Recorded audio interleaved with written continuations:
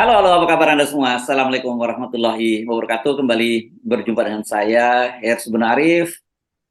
Dan saya Agi Beta, senang sekali menjumpai Anda hari ini dan selamat tahun baru ya, Oh, satu ya, Muharram satu Muharram seribu. ini Mbak ya. Oke, tadi Iya malam betul. rupanya banyak yang ini ya, bikin arak-arakan juga. Masih ada ya beberapa tempat ya, pawai obor di beberapa tempat itu.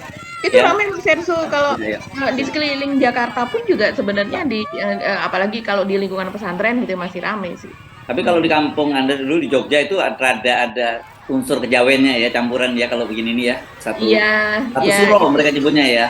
malam satu suro keliling tembok di luar tembok keraton itu dan Hmm. kemudian diam sambil terdiam puasa diam gitu ya tidak berkata-kata. Tapi Hmm. kalau di sekitaran Jakarta ini keliling pakai obor dan Hmm. sebagainya. Ya, oke. Baik, tapi kita kelihatannya akan harus melanjutkan lagi ya soal pertemuan Pak Jokowi dengan Pak Surya Paloh itu ya. Ya. Yang akhirnya kan kita juga mulai tahu bocorannya begitu ya. Dan salah satu yang mungkin banyak sekali dibahas adalah ketika Pak Surya Paloh cerita bahwa Pak Jokowi itu menanyakan siapa calon wakil Mhm. presidennya dari Anies Baswedan. Jadi dari situ aja kita tahu bahwa perbincangan kemarin tidak tegang seperti yang dibayangkan orang gitu ya kalau kita lihat ya. Mhm. Kalau kita simak, tapi kita tidak tahu ada apa yang dibalik itu. Tapi kalau saya sih menangkap begini ya, karena Pak Surya Paloh kan menyatakan bahwa ya komitmen kami tetap mendukung Presiden Jokowi dan Ma'ruf Amin sampai pada periode 2024 begitu, dan soal pencalonan presiden 2024 ya lain lagi, itu artinya dia tetap soal Anies Baswedan ya, tetap tidak berubah gitulah ya, cuman tentu Mhm. banyak tafsir yang lain. Nah, nanti ini saya kira topik yang nanti akan kita bicarakan ya Mbak Agi. Betul. Di Mhm. luar itu saya kira mangkirnya Pak Erlangga Hartarto ya Ya. diperiksa oleh kejaksaan itu juga topik yang menarik loh Mbak Agi. Saya juga kaget, oh rupanya ini masih ada kelanjutan kasus yang kemarin ya soal mafia minyak goreng itu ya Mbak ya. Iya, betul sekali. Dalam konteks hukum ini memang ada kelanjutannya Mas Hirsu, tapi dalam konteks politik ini bisa dianggap juga sebagai sandera untuk Erlangga begitu. Walaupun secara hukum ini memang berkaitan dan masih harus ditelusuri dan kan sudah ada 5 orang terpidana itu yang sudah diputus oleh Mahkamah Agung ya. Nah, kita perlu bicarakan ini bagaimana peran dari Pak Erlangga Hartarto dalam hal ini. Iya, karena apalagi kan kita tahu pada waktu ribut-ribut itu Mhm. politisi dari PDIP waktu itu Mas Hinton Pasaribu menyatakan bahwa ini ada kaitannya dengan pengumpulan dana untuk kampanye 3 periode gitu ya. Betul, Nah, betul. apakah ini kemudian kelanjutan, kalau kemudian sekarang ini dilanjutkan oleh Kejaksaan Agung dan sekarang sedang ribut-ribut tegang hubungan antara Pak Jokowi dengan Ibu Megawati, apakah ada kaitannya dengan itu? Itu yang saya kira menarik juga untuk kita bahas ya Mbak Agi ya. Mhm, iya iya iya. Dan Oke. yang satu lagi adalah mungkin, ini kedatangan dari Budiman Sujatmiko ke Kertanegara 4 tadi dengan Nah, Pak, Prabowo ya. ya, ya, ini meskipun kita belum dapat gambaran seperti apa, tapi kita udah tahu, udah menyimak pernyataan dari Mbak Puan, katanya dia nggak tahu itu apakah ada penugasan atau tidak dari PDIP gitu ya. Tapi saya kira mestinya Mbak Puan tahu kalau ada penugasan. Tapi yang Mbak Puan seperti dikatakan oleh Mbak Puan ya, namanya kalau silaturahmi sih baik-baik saja gitu. Walaupun apakah itu kemudian bagian dari rencana pertemuan Pak Prabowo dengan Ibu Megawati, kan itu juga yang sangat menarik untuk kita cermati ya Mbak Agi ya. Iya ya betul sekali dan mereka kan ada, semacam hubungan khusus dalam hal kita tahu sendiri, Budiman Sujatmiko pernah dipenjara di masa Orde Baru juga, Hmm. mereka saling klaim sebagai pihak yang, menggulirkan dana desa dan sebagainya. Itu perlu kita kupasi menarik Mas Hirsu. Yes, oke, baik. Kita mulai dari mana? Saya kira pertemuan Pak Surya Paloh dengan Pak Jokowi dulu ya, Mbak ya, atau yang mana? Iya ya, pertemuan Pak Surya Paloh dengan Pak Jokowi ini akhirnya, dibuka begitu ya oleh Pak Surya Paloh kepada media. Hmm. Kalau pertemuan antara Pak Prabowo dengan Pak Jokowi biasanya kan, memang Pak Prabowo sendiri yang bercerita gitu, kalau tidak biasanya sekjennya ataukah, dasko begitu kan yang bercerita, "Oh Pak Prabowo berseri-seri," apa dan sebagainya. Tapi kalau yang ini unik Mas Hersu. Hmm. Jadi apalagi kemudian, Pak, Surya Paloh mengungkap bahwa ternyata memang ada pertanyaan langsung dari Pak Jokowi, Hmm. yang menanyakan bahwa siapa cawapres Anies nanti begitu Hmm. kan, Hmm. dan kemudian dijawab oleh Pak Surya Paloh, "Ya saya nggak mikirin itu, bercanda tentunya saya nggak mikirin itu urusan dari Anies begitu. Artinya Hmm. itu adalah itu adalah keputusan dari Anies bukan keputusan dari partai begitu kan. Nah, Ya, tapi ya, kalau dari situ nuansanya dia menjelaskan itu sambil tertawa nih Pak Surya Paloh ya, nih. dan juga katanya Pak Surya, rupanya Pak Jokowi itu monitor itu siaran langsung kemarin, apel siaga perubahan itu, Heeh. karena dia katanya ketika Pak Surya Paloh menyentil soal revolusi mental, dia Pak Jokowi juga nunggu-nunggu apalagi nih kritik yang akan muncul Apalagi lagi nih. dari Pak Surya gitu ya. Katanya Iya, iya. ini menurunkan tensi gitu ya, Mhm, antara mhm, para mereka. Ini saya kira itu yang disampaikan di permukaan oleh mhm, Pak Surya Paloh ya, dan nanti kita mhm, mungkin nunggu nanti versi istana seperti apa. Tapi tetap saja itu kan ada panggung depan dan ada panggung belakang, dan panggung mhm, belakangnya yang saya kira menarik untuk kita mhm, bahas, karena mengapa tiba-tiba Pak Jokowi mengundang Pak Surya Paloh atau memanggil Pak Surya Paloh gitu, bahasa yang macam-macam lah yang menyebabkan setelah sekian lama kan terkesan Pak Jokowi itu ya sudah menganggap Pak Surya Paloh tidak ada gitu, karena setidaknya mhm, dalam pertemuan dua kali pertemuan ketua umum kan tidak mhm, tidak dilibatkan gitu ya. Yang betul. pertama itu pertemuan bulan Ramadan, buka puasa Mhm, bersama di DPP PAN gitu ya, pada mhm, bulan April itu ya. Dan pada waktu itu, tapi juga bukan hanya Pak Surya Paloh yang tidak hadir, tapi Ibu Megawati juga tidak hadir gitu ya. Dan mhm, karena ini kan kemudian ini mengarah kepada koalisi besar. Pada waktu itu kan mhm. begitu ya, Mbak ya, yang Ya. di dan juga kemudian setelah Lebaran itu kan juga ada pertemuan enam ketua umum partai ya, enam ketua Mhm. umum partai Ya.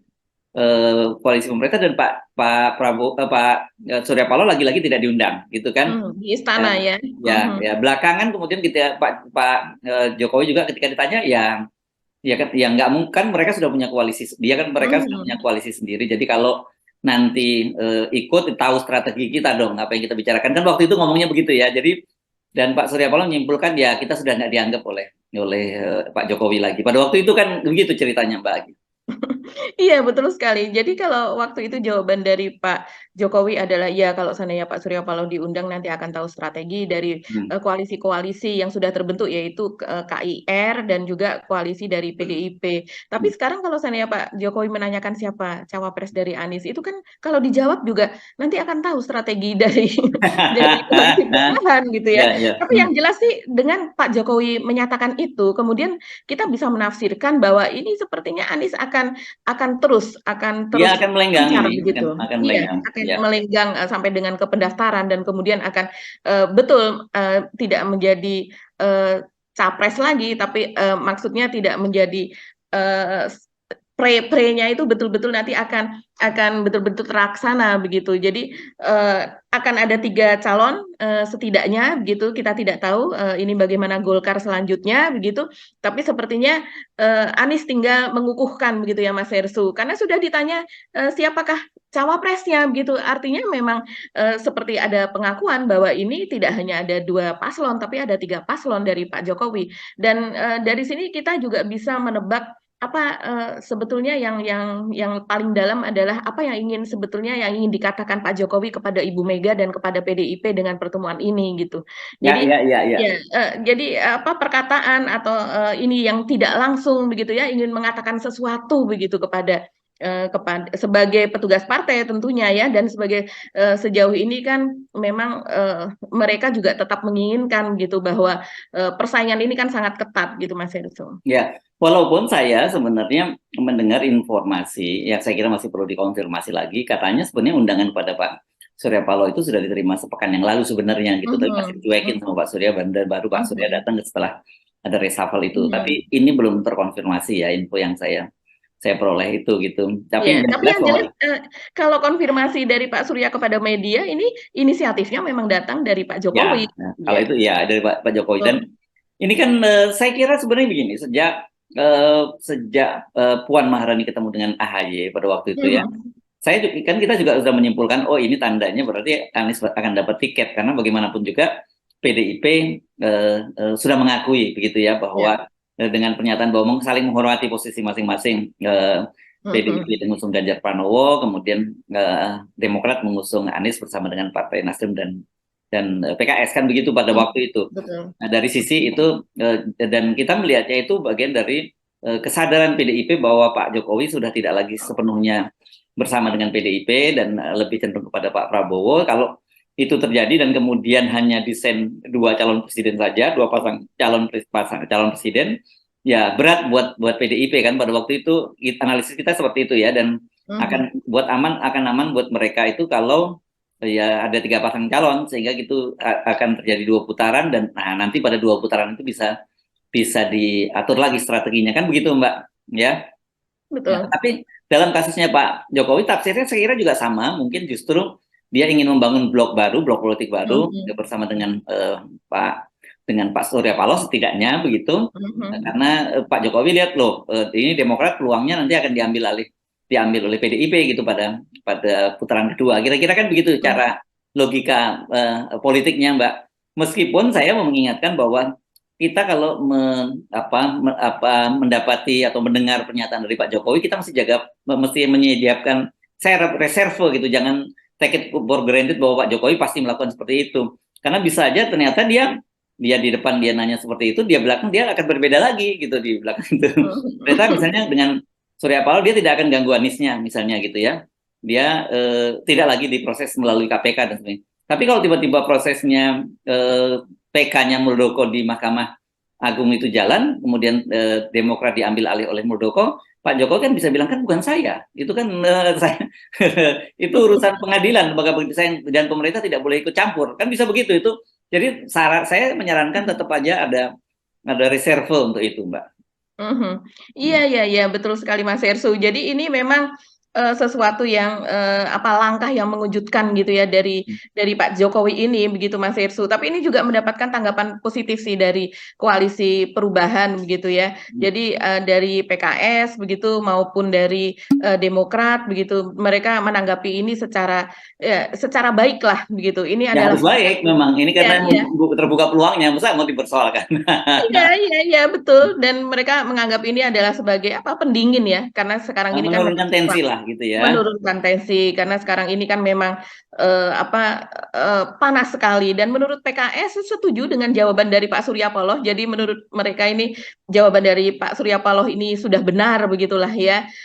Terus kemudian kalau dari Demokrat juga kurang lebih sama begitu dengan PKS gitu. Jadi dia mengatakan berbaik sangka dengan pertanyaan dari Pak Jokowi kepada Pak Surya Paloh terkait siapa yang akan menjadi cawapresnya. Nah, ini lebih sensitif lagi karena kan sejauh ini memang kandidat yang paling kuat untuk menjadi cawapres Anies ini kan Mas AHY gitu, Agus Harimurti dan Yudhoyono. sinyalnya kemarin kuat katanya ketika kemarin Anies mengantarkan AHY sampai ke mobil ketika selesai apel siaga gitu.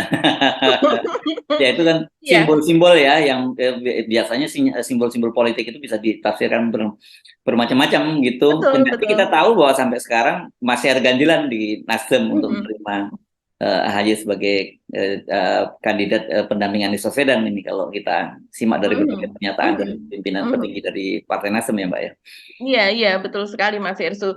Dan ini kalau ditanggapi oleh Demokrat ya seperti saya katakan tadi, mereka menganggap ini sebagai bahwa Pak Jokowi tidak akan mempersoalkan majunya Anies lagi sebagai capres gitu. Iya. Jadi dia ini sebagai kejelasan lah penyampaian dari Pak Jokowi. Saya kira begitu ya. Saya kira itu bagus juga. Saya kira kita mesti dorong seperti itu. Kenapa? Karena ini ada potensi berbahaya ya kalau kemudian Anies itu digagalkan dengan cara-cara yang tidak fair begitu.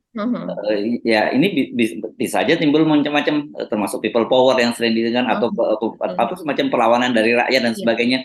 Saya kira ini kan berbahaya. Ngapain dalam situasi seperti ini kita mengundang bahaya semacam itu, kan harus dikanalisasi. Kanalisasi caranya ya harus diberi aspirasi dari pendukung Anies itu mesti direspon dengan memberikan tiket pada Anies Baswedan. Nah, nanti soal menang kalah, nah itu kan udah lain urusannya. Orang kan lebih lega kan kalau diberi kesempatan misalnya ikut bertanding dan kemudian kalah katakanlah di putaran pertama karena kan katanya surveinya kan rendah banget. Masa iya kenapa mesti dihalang-halangi kan gitu. Kasih aja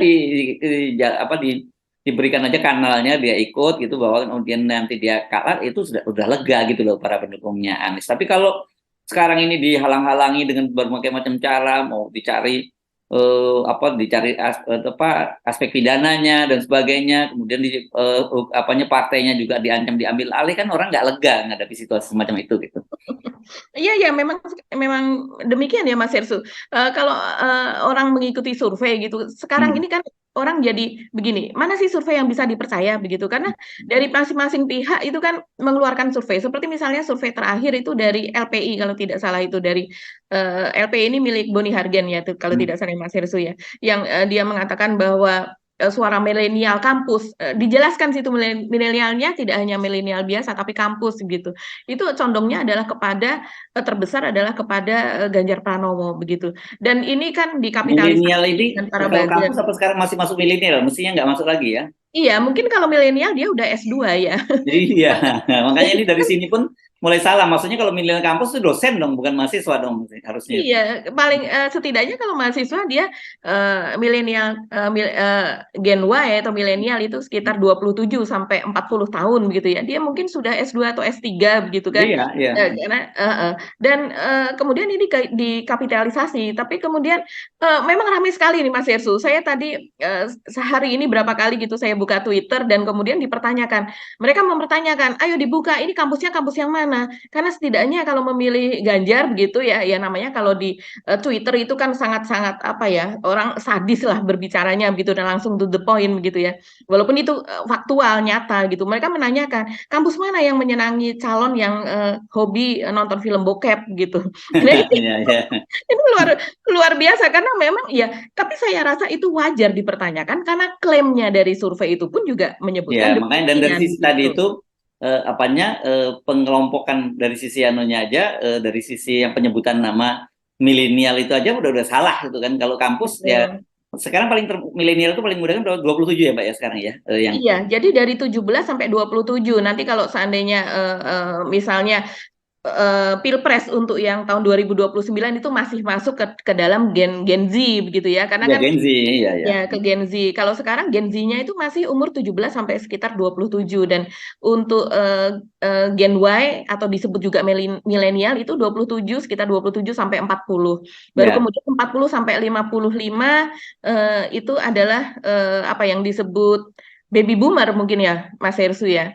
Oh baby enggak, baby bukan, boomer bukan. itu bukan 55. Itu Generasi adalah saya Gen itu X. baby boomer ya. Iya, iya. 55 ke atas sampai 75 itu baby boomer. Hmm. Kalau 40 sampai 55 Gen X. Gen X ya, ya, ya. Iya, Oke, tapi makanya supaya mudah saya sering menyebutnya itu generasi digital gitu ya. Sekarang yang besar kan generasi betul. digital ya, ketika Mhm, era mulai digitalisasi. Nah, orang mhm. seperti kita ini kan migran digital ya, Mbak ya.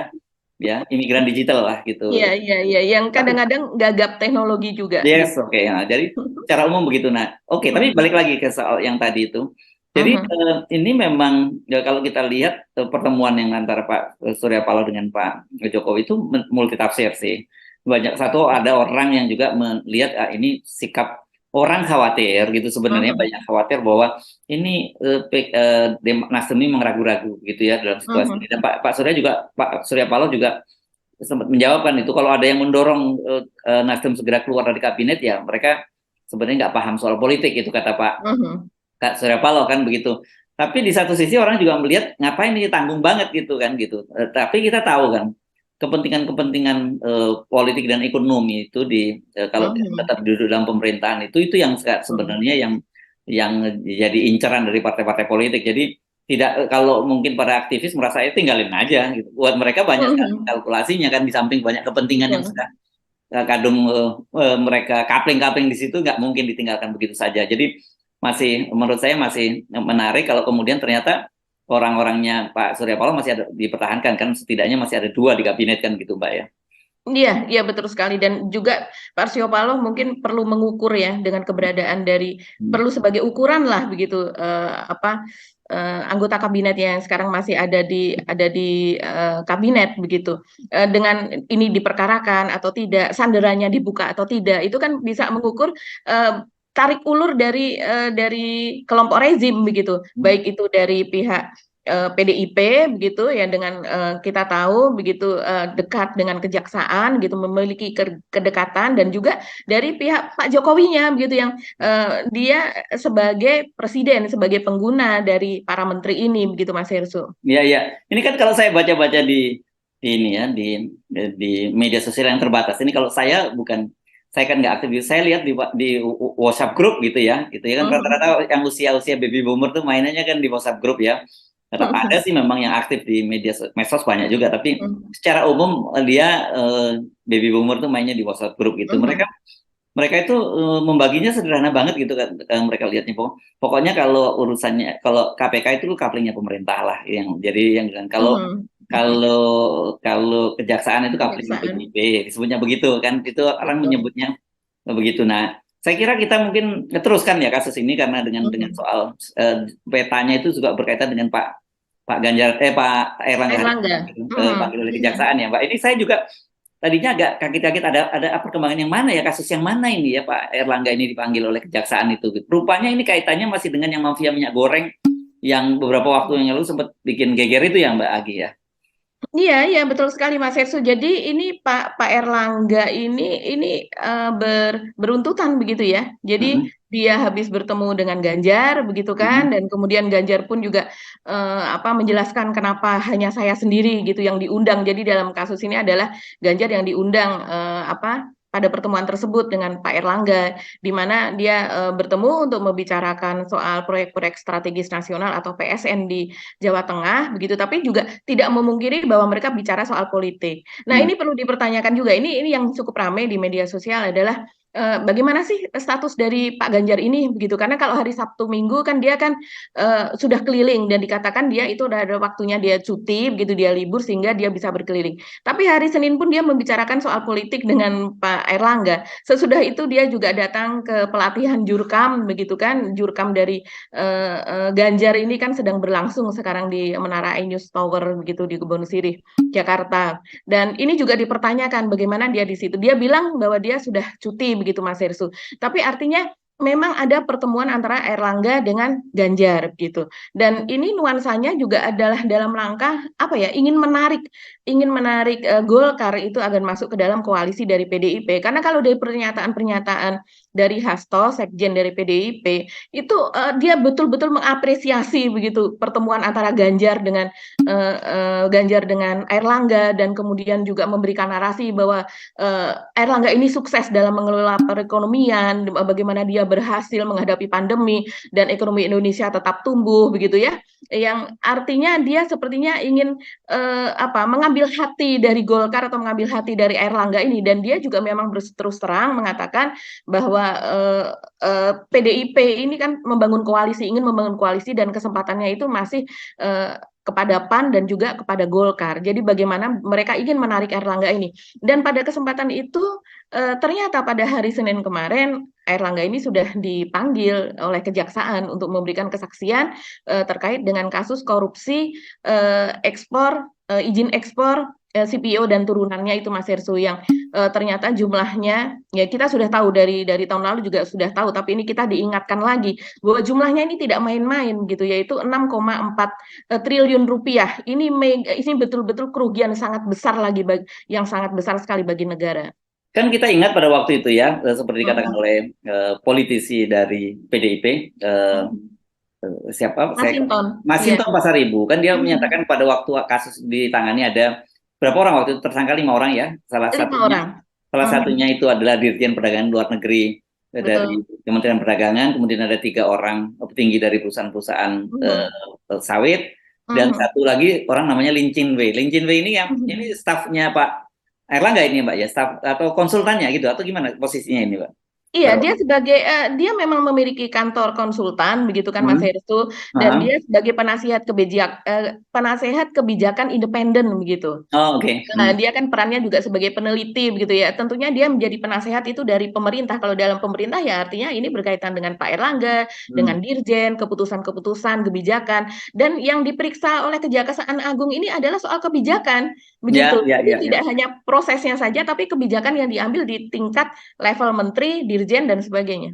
Kalau nggak salah mereka kan sendiri waktu itu sudah pada divonis semua kan Mbak, dan vonisnya sangat ringan gitu, terus kasusnya bergulir terus sampai ke Mahkamah Agung ya, sudah divonis ya Mbak di Mahkamah Agung juga ya.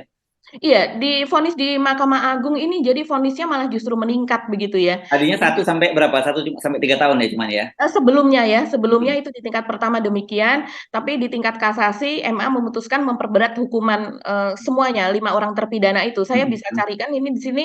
Hmm. eh, jadi misalnya hukuman 8 tahun penjara itu untuk Indrasari Wisnuwardana ini adalah Dirjen Perdagangan Luar Negeri ya Mas Hmm. Irsu, Hmm. Hmm. mantan gitu ya. Hmm. Dan kemudian juga denda 300 juta. Ini dendanya ringan dan Ringan banget itu ya. ringan banget dengan melihat dengan kerugian negara yang 6,47 miliar itu luar biasa. Ini Triliun, 6,4. maaf Ya. triliun itu lebih dari kasus apa yang dulu melibatkan Ibu Sri Senturi. Mulyani.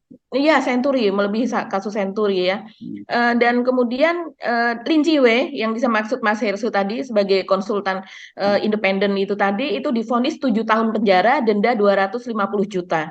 Dan kemudian juga ada Komisaris Wilmar Wilmar Nabati Indonesia yaitu Master Parulian Tumanggor yang ini sempat ramai fotonya dia berfoto bersama Pak Good. Luhut Pak Luhut Binsar dan dikatakan mereka memang sudah kenal lama begitu ya, dan juga General Manager PT Musimas yaitu Pierre Togar Sitanggang, dua-duanya itu divonis 6 tahun dengan denda 200 juta. Dan kemudian yang terakhir itu adalah pimpinan dari Permata Hijau Group yaitu Stanley MA, itu yang paling ringan yaitu vonisnya adalah 5 tahun penjara dan denda 200 juta. Jadi ini sudah selesai di Mahkamah Agung, dan ketika ada 5 terpidana ini sudah selesai, sekarang diperiksa Pak Erlangga sebagai saksi.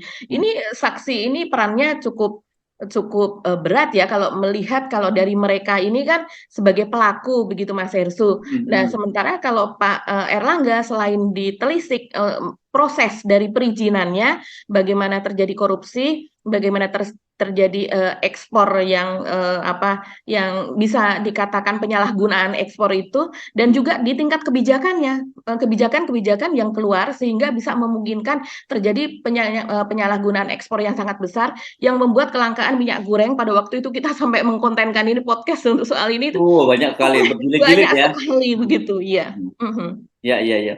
Dan ini Pak Erlangga sebenarnya sudah harusnya diperiksa hari Senin yang lalu ya Mbak ya harusnya, atau kalau nggak salah ya. Iya, betul. Dia akan dipanggil untuk hari Senin kemarin, 2 hari yang lalu ya berarti. Dan dia karena ada tugas, dia mengatakan minta ditunda pada hari Selasa, yaitu pagi hari, sehingga Kejaksaan Agung memberikan pagi hari. Dan ternyata pagi hari dia memberitahu lagi bahwa tidak bisa, dia minta ditunda, dan kemudian oleh Kejaksaan Agung dimundurkan menjadi sekitar jam 5 sampai jam 4, begitu yang diterima oleh media.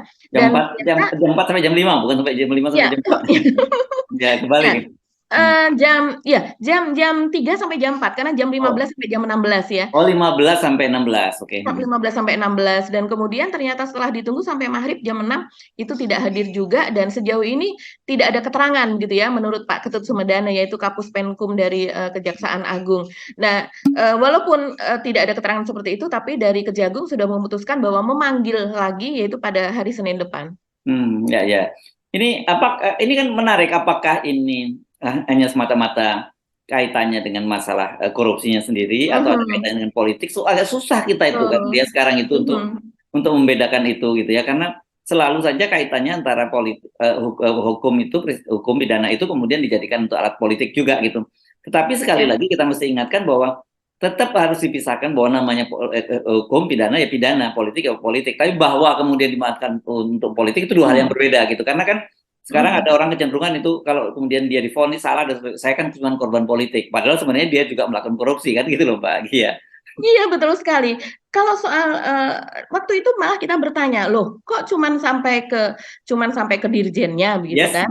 Tapi kemudian sampai juga ke Pak Lutfi kan, dan kemudian Pak Lutfi tapi tidak diproses seperti itu. Pak Lutfi hanya direshuffle begitu saja. Dia hanya direshuffle dan tidak masuk ke dalam proses pidananya.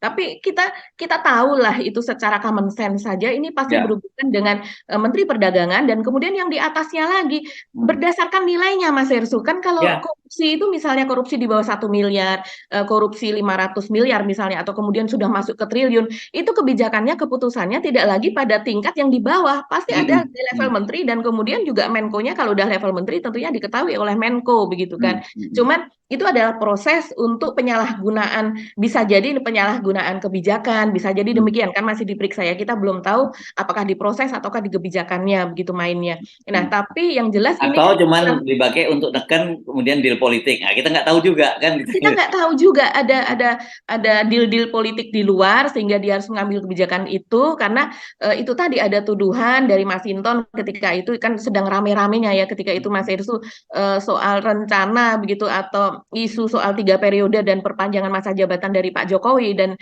ketika itu motornya adalah Pak Luhut Binsar Panjaitan, sampai kemudian ada kasus dengan Pak Luhut datang ke UI diblok oleh mahasiswa UI dan sebagainya lah ketika itu.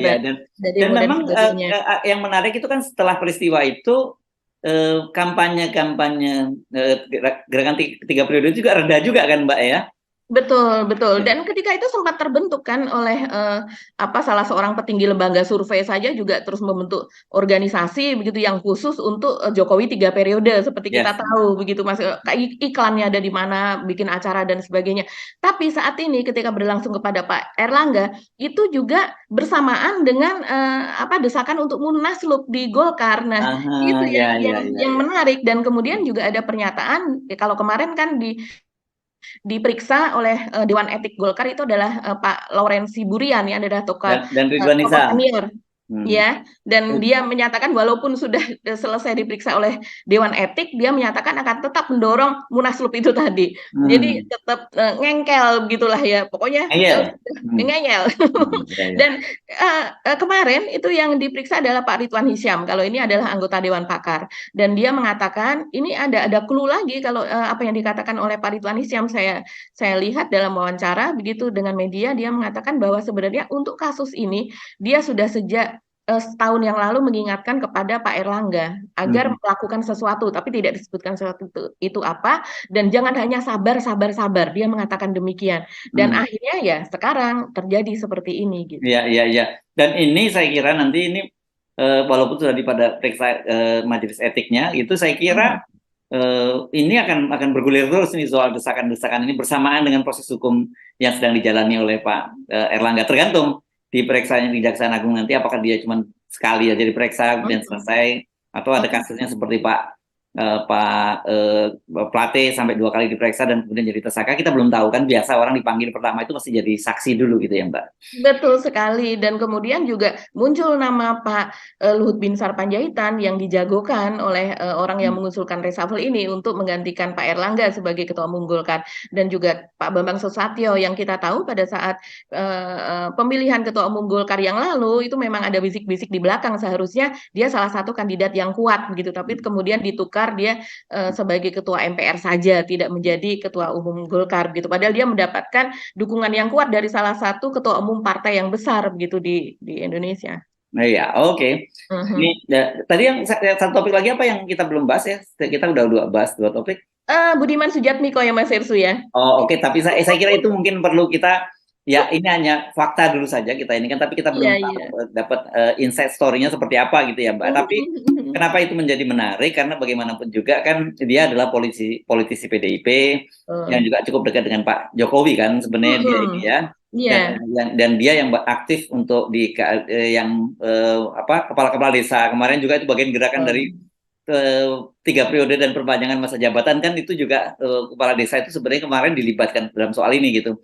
Nah, jadi menarik ketika akhirnya dia bertemu dengan Pak Prabowo, yang kita tahu Pak Prabowo ini sekarang sedang di endorse oleh Pak Jokowi kan gitu. Kira-kira menariknya menjadi seperti itu ya Mbak. Apakah ini bagian dari juga upaya balelo dari PDIP, atau ini sekadar dia mencoba menjembatani pertemuan dengan Ibu Megawati, karena memang seperti dikatakan oleh Mbak Puan, ini segera dijadwalkan pertemuan antara Pak Jokowi dengan Pak Prabowo dengan Ibu Megawati gitu. Iya betul sekali. Jadi ini kalau mengingat pertemuan yang sebelumnya itu pernah terjadi antara Budiman Sujatmiko dengan Pak Jokowi itu bulan Januari ya, yang Hmm. ketika itu kemudian ada demo besar-besaran dari kepala desa menuntut perpanjangan masa periode dari 6 tahun menjadi 9 tahun begitu kan Mas Hersu. Dan Hmm. cerita yang bagaimana mereka kemudian bertemu ini adalah ketika ulang tahun PDIP kalau tidak salah yang acara di Kemayoran yang acara besar-besaran itu ya Mas Ya. Hersu. Ya, katanya di situ Pak Jokowi sedang berjalan, kemudian Budiman Sujatmiko itu salah satu yang berdiri di sela-sela tempat Pak Jokowi lewat begitu, dan dia melihat Budiman dan apa kabar sudah lama tidak kelihatan, nanti kita ketemu ya begitu. Tapi saya rasa itu bisa jadi hanya sekedar cerita saja sebagai alasan untuk pertemuan di istana, karena memang kita tahu bahwa Budiman ini kan sedang gencar untuk memperpanjang begitu ya, salah satu programnya untuk memperpanjang masa jabatan Kepala desa. Ya. kepala desa, dan itu salah satu juga yang menjadi endorse dari PDIP begitu Mas Hersu, yang nanti yang akan menjadi kekuatan PDIP untuk di daerah atau di desa-desa Yes. gitu. Oke. Ini makin menarik saya kira ya, menjelang peta Pilpres menjelang 2024 ini. Jadi tidak seperti yang dibayangkan oleh Pak Jokowi bahwa selesai dengan skenario dua pasang calon saja, ternyata nggak seperti itu ya. Ini Pak, dan mau nggak mau Pak Jokowi saya kira dengan pertemuan dengan Pak Surya Paloh itu juga mulai memitigasi gitu ya, kira-kira ini Ya. Pak, ternyata skenario-nya berubah nih, nggak seperti yang dia bayangkan gitu. Jadi ya harus dilakukan modifikasi skenario-nya, nggak bisa skenario awal dipastikan. Kalau dulu kan kendali macam Pak Jokowi kelihatannya udah firm betul ya, dia bersama dengan PDIP mengatur ini hanya dua pasang calon saja gitu ya, Pak Jokowi setuju, Ibu Mega setuju, dan kemudian pada waktu itu Ganjar kelihatannya yang dipersiapkan, tapi ternyata kemudian kan di tengah jalan berantakan gitu yang. Nah, saya kira ini biasanya kalau barang udah berantakan itu agak susah untuk membalikannya, itu yang ada mungkin malah makin berantakan gitu, walaupun coba diperbaiki gitu. Ya. Ini memang kita juga tidak tahu apakah Budiman Sujatmiko ini menjadi faktor juga di situ, mengingat sejauh ini Mas Hersu, kenapa juga ngundang-undang media begitu ya? Kalau seandainya sesuatu itu hanya bersifat private itu pasti tidak ada undangan di media, tapi kan kedatangannya itu ke Kertanegara ini malah justru mengundang pers gitu dari sejak siang hari, dan kita ketahui bahwa sepertinya sebetulnya antara kedua orang ini sulit untuk bertemu ya, mengingat Budiman sudah pernah dipenjara di masa Orde Baru, di masa Pak Harto, terus kemudian mereka sempat ramai sekali ya, itu silang Soal penculikan kan, soal penculikan, betul soal penculikan. Karena Budiman ini kan ketua PRD yang kemudian dibubarkan oleh pemerintah, dan kemudian dia ditahan kan, sempat ditahan Ya, dan melarikan diri dulu ya. melarikan diri dulu. Saya ingat kok waktu itu sebagai wartawan saya juga melakukan investigasi cari di mana Budiman itu, dia kan tapi kemudian ditahan, dan pada saat itu kemudian terjadi penculikan organ dari PRD Smith itu yang sekarang itu Nezar Patria itu kan Sekjen Smith yang waktu itu sempat diculik, termasuk juga Andi Arief yang sekarang jadi ketua Bapilu. Bapilu itu kan dia juga jadi korban penculikan tahun 98 gitu. Jadi ini menarik karena kemudian Budiman ketemu dengan Pak Prabowo, ini kan dulu dalam kutub yang berseberangan lah antara mereka. Betul, apalagi setelah kekalahan Pak Prabowo di 2014 kan sempat ramai juga Budiman menarasikan bahwa Pak Prabowo itu kabur gitulah istilahnya, dalam tanda petik lari ke luar negeri, dan kemudian marah begitu dari Gerindra. Begitu juga perebutan mengenai siapa yang lebih dulu mengusulkan soal dana desa begitu. Pak Prabowo pernah tahun 2013 begitu mengirimkan surat kepada desa-desa begitu kan, bahwa akan memberikan 1 miliar kalau seandainya dia terpilih, dan ini membuat Budiman dan teman-teman ini dan PDIP juga marah betul begitu kan, karena menganggap menikung. Padahal Pak Prabowo juga punya narasi itu, keduanya punya narasi itu begitu. Yes. Oke. Kita ikuti perkembangan saja, tapi pastikan jangan meleng ya, karena ini makin menarik aja situasinya gitu ya. Nanti kalau meleng Anda akan kelewatan peristiwa-peristiwa pentingnya. Tapi kita supaya nggak kelewat, terus pantau off the record dalam obrolan saya Hersu Benarif. Dan saya Agi Beta, terima kasih atas perhatian Anda. Tetap salam 0%. 0%. Wassalamualaikum warahmatullahi wabarakatuh. Salam warahmatullahi wabarakatuh.